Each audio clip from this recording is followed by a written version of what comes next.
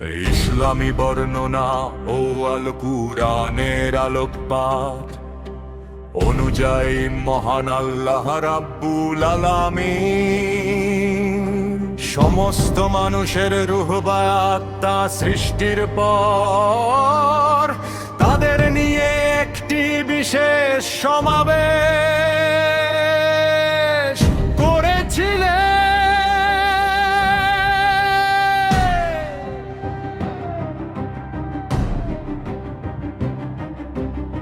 এই সমাবেশটি আল-মেয়ার ও আবার জগৎ হিসেবে পরিচিত।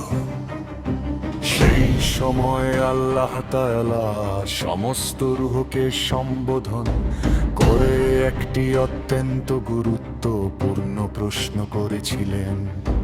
ঘটনাটি নিচে সুন্দরভাবে তুলে ধরা হলো। এ আল্লাহর সেই অমীয় বাণী।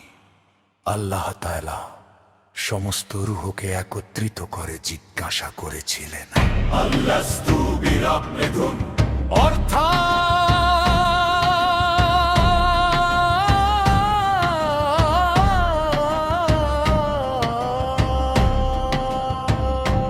অর্থাৎ আমি কি তোমাদের রব্বা পালন কর্তা নই?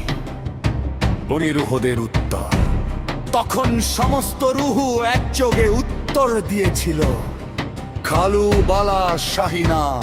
আর তারা বলেছিল, অবশ্যই আমরা সাক্ষ্য দিচ্ছি যে আপনি আমাদের রব।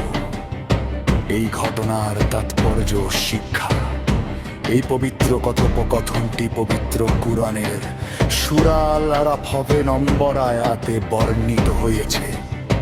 এর কিছু বিশেষ দিক হলো, স্বীকৃতি দুনিয়াতে আসার আগেই প্রতিটি মানুষ স্বীকার করে এসেছে যে আল্লাহই তাদের একমাত্র স্রষ্টা ও পালনকর্তা। ফিতরাত, এই অঙ্গীকারের কারণেই মানুষের অন্তরে সহজাতভাবে একজন সৃষ্টিকর্তার প্রতি টান থাকে, যাকে ইসলামী পরিভাষায় ফিতরাত বলা হয়। অজুহাত খণ্ডন কিয়ামতের দিন যেন কেউ বলতে না পারে যে আমরা তো জানতাম না যে আমাদের কোনো প্রভু আছে। সেজন্যই আল্লাহ এই সাক্ষ্য নিয়েছিলেন।